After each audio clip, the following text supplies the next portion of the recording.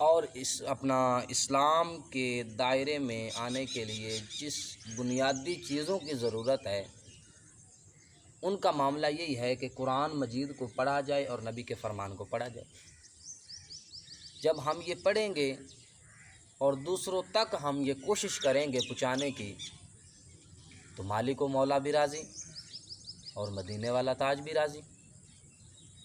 جیسے کہ حدیث مبارکہ ہے، خیرکم من تعلم القرآن وعلمہ، تم سب میں سے وہ انسان سب سے بہتر ہے جو قرآن پڑھتا اور دوسروں کو پڑھاتا ہے۔ خیرکم من تعلم القرآن وعلمہ، سب میں سے، لفظ سب آیا ہے۔ اب سب میں سے اگر میں لفظ سب کی تشریح میں چلا جاؤں، ڈیفینیشن میں چلا جاؤں تو بہت زیادہ وقت چاہیے، لیکن میں مختصر بات کر رہا ہوں کہ اگر سب میں بات کی جائے تو ہمارا اگر ملک کا صدر بھی ہے تو اس سے بھی افضل ہے قرآن پڑھنے اور پڑھانے والا۔ اگر ہمارے حاضر حال میں بریگیڈیئر، میجر، کوئی بھی پوسٹ اعلیٰ سے اعلیٰ ہے نا، اللہ پاک نے اور اللہ کے حبیب علیہ الصلاۃ والسلام نے جو اعزاز عطا کر دیا ہے حافظ قرآن کو، عالم دین کو، علم پڑھنے والے کو، علم پڑھانے والے کو، وہ اعزاز اب تک کسی کو نہ ملا ہے نہ مل سکتا ہے۔ تو میرے محترم، میرے بھائی، میرے دوست، اس لیے ہمیں چاہیے کہ ہر لمحہ، ہر گھڑی، ہر حال میں اپنے مالک کا شکر گزار بندہ بن جائیں، شکر گزار بندہ بن جائیں،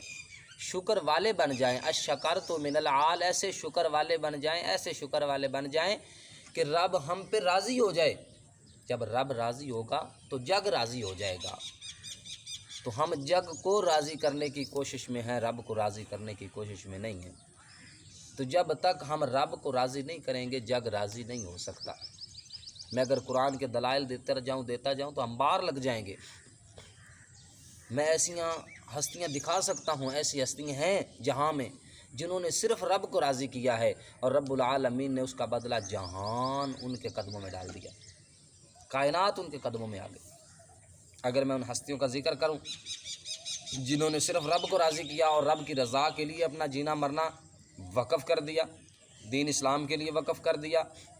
صرف اور صرف اللہ کی رضا کے لیے وقف کر دیا، کیسی ایسی ہستی ہیں؟ اور میں اشارتاً گفتگو کر رہا ہوں، آپ سب کو پتہ ہوگا، اور الحمدللہ میری گفتگو اصلاحی گفتگو ہوتی ہے، اس میں الحمدللہ ثم الحمدللہ کسی پہ تنزیہ گفتگو، کسی پہ کوئی اٹیک بازی نہیں ہم کرتے انشاءاللہ۔ تو الحمدللہ ثم الحمدللہ جو میں بات کر رہا ہوں کہ ایسی ہستیاں ہیں جنہوں نے صرف رب کی رضا کے لیے اپنا زندگی گزار دی اور رب العالمین نے آج بھی ان کا نام زندہ ہے، آج بھی ان کا نام زندہ ہے۔ بلکہ قرآن مجید کہہ رہا ہے یمحو اللہ الربا ویربی الصدقات، کہ اللہ رب العزت اعلان فرما رہا ہے کہ جب تو میرا ہو جاتا ہے پھر تیری زبان سے جملہ بعد میں نکلتا ہے یمحو اللہ الربا ویربی الصدقات، میں اس کو بدل پہلے دیتا ہوں، قبول پہلے کر لیتا ہوں، تقدیر بھی بدل دیتا ہوں، تختی بھی مٹا کے میں بدل دیتا ہوں۔ یمحو اللہ الربا ویربی الصدقات، کہ میں بدل دیتا ہوں سب کچھ، میں تقدیریں بدل دیتا ہوں جب یہ میرے پیارے کہہ دیتے ہیں مجھے۔ تو معلوم ہوا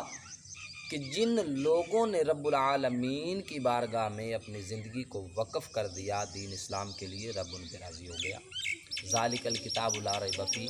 اس لا ریب کتاب کو پڑھا، اس پہ عمل کیا، دوسروں کو پڑھایا، دوسروں تک پہنچایا، اس مقصد کے لیے